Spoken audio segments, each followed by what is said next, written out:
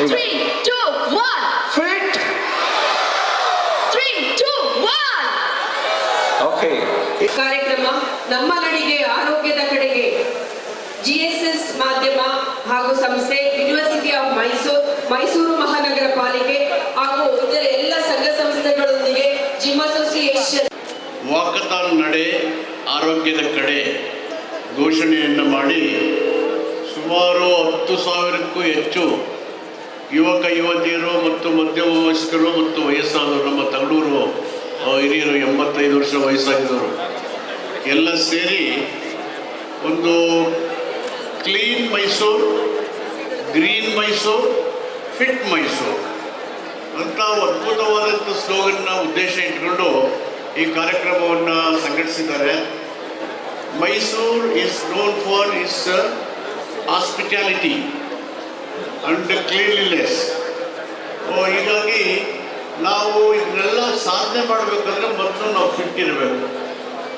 ನಾವು ಫಿಟ್ ಇರಬೇಕಾದ್ರೆ ನಮ್ಮ ಆರೋಗ್ಯದ ಗುಟ್ಟು ನಮಗೆ ಗೊತ್ತಿರಬೇಕು.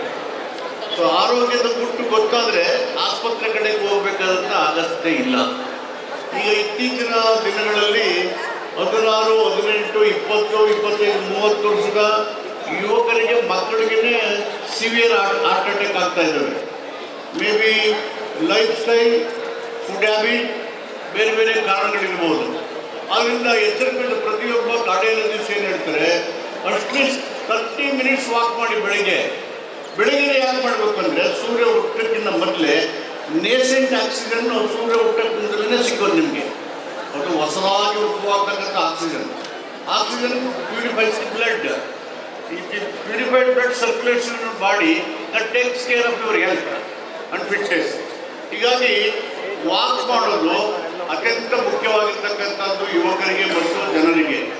ವಾಕಿಂಗ್ ಯಾಕೆ ಚೂಸ್ ಮಾಡ್ಕೊಂಡ್ವಿ ಅಂತಂದ್ರೆ ಇದು ಖರ್ಚಿಲ್ಲದೆ ಆಗುವಂತದ್ದು, ಯಾವುದೇ ವಯೋಮಿತಿ ಇಲ್ಲದೆ ಆಗುವಂಥದ್ದು, ಧರ್ಮಾತೀತವಾಗಿ ಪಕ್ಷಾತೀತವಾಗಿ ಯಾವುದೇ ಆದ್ರೂ ಕೂಡ ವಾಕಿಂಗು ವಾಪಸ್ ಬ್ಯಾಕ್ ಟು ಹೆಲ್ತ್ ಅಂತ ಒಂದು ಕಾನ್ಸೆಪ್ಟ್.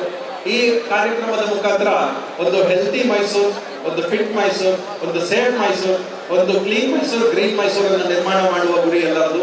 ಇದರಲ್ಲಿ ಎಲ್ಲ ನಾಗರಿಕರದು ದೊಡ್ಡ ಪಾಲಿದೆ. ನೀವೆಲ್ಲರೂ ದೊಡ್ಡ ಸಂಖ್ಯೆಯಲ್ಲಿ ಸೇರಿದ್ದೀರಿ. ಎಲ್ಲರಿಗೂ ಮತ್ತೊಮ್ಮೆ ಶುಭಾಶಯಗಳನ್ನು, ಧನ್ಯವಾದಗಳನ್ನು ಹೇಳ್ತಾ ಜೈ ಹಿಂದ್, ಜೈ ಕರ್ನಾಟಕ.